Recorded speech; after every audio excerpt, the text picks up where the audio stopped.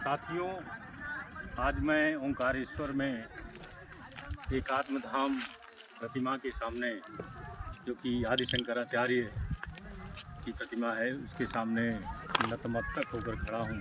आज भारत जो कुछ भी है वो आदि शंकराचार्य की देन है। विश्वास ही नहीं होता कि 32 वर्ष की अवस्था में ही अपना जीवन समाप्त करने वाले आदि शंकराचार्य ने सनातन धर्म और संस्कृति के लिए इतना कार्य किया। उन्होंने न केवल ब्रह्मसूत्र की व्याख्या करके अद्वैत वेदांत की प्रतिष्ठापना की, बल्कि भारत को चारों दिशाओं में एक सूत्र में पिरोने के लिए 4 पीठों की स्थापना की। इसमें उत्तर में बद्रिकाश्रम, दक्षिण में श्रृंगेरी पीठ, पूर्व में गोवर्धन पीठ, जिसको कि हम लोग पुरी पीठ भी कहते हैं, और पश्चिम में सोमनाथ के पास द्वारका पीठ है। इन चारों पीठों के माध्यम से आदि शंकराचार्य ने अद्वैत वेदांत के प्रचार और प्रसार के लिए अथक प्रयास किया। उनके बारे में कहा जाता है कि 8 वर्षे चतुर्वेदी, द्वादशे सर्वशास्त्र विदा, षोडशे कृतवान भाष्यम, द्वात्रिंशे मुनिरभ्यगात्। 8 वर्ष की अवस्था में ही आदि शंकराचार्य ने चारों वेदों का ज्ञान प्राप्त कर लिया था। द्वादशे सर्वशास्त्र विदा, 12 वर्ष की अवस्था में सारे शास्त्रों के ज्ञाता हो गए थे। षोडशे कृतवान भाष्यम, 16 वर्ष की अवस्था में उन्होंने ब्रह्मसूत्र पर भाष्य लिख करके अद्वैत वेदांत की प्रतिष्ठापना की है।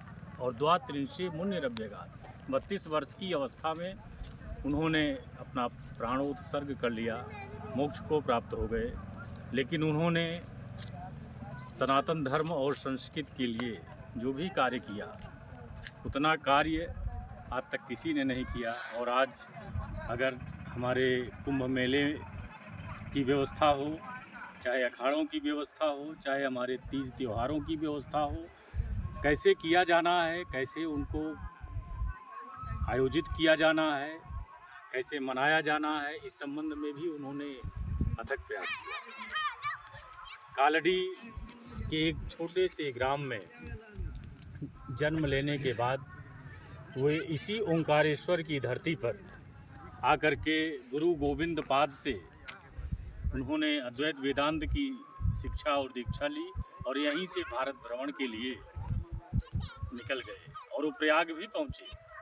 प्रयाग में उन्होंने कुमारिल भट्ट से शास्त्रार्थ किया, और शास्त्रार्थ में कुमारिल भट्ट चूँकि उस समय अग्नि समाधि लेने जा रहे थे, तो उन्होंने मंडन मिश्र से शास्त्रार्थ करने के लिए उनको भेजा। उन्होंने मंडन मिश्र से शास्त्रार्थ किया, मंडन मिश्र को पराजित किया, और उनको सुरेश्वराचार्य नाम से श्रृंगेरी की पीठ का प्रथम शंकराचार्य। उन्होंने न केवल मीमांसकों की आलोचना की, सांख्य दर्शन की भी आलोचना की, उन्होंने बौद्धों की भी आलोचना की, और भारत में एक अद्वैत वेदांत की प्रतिष्ठापना की।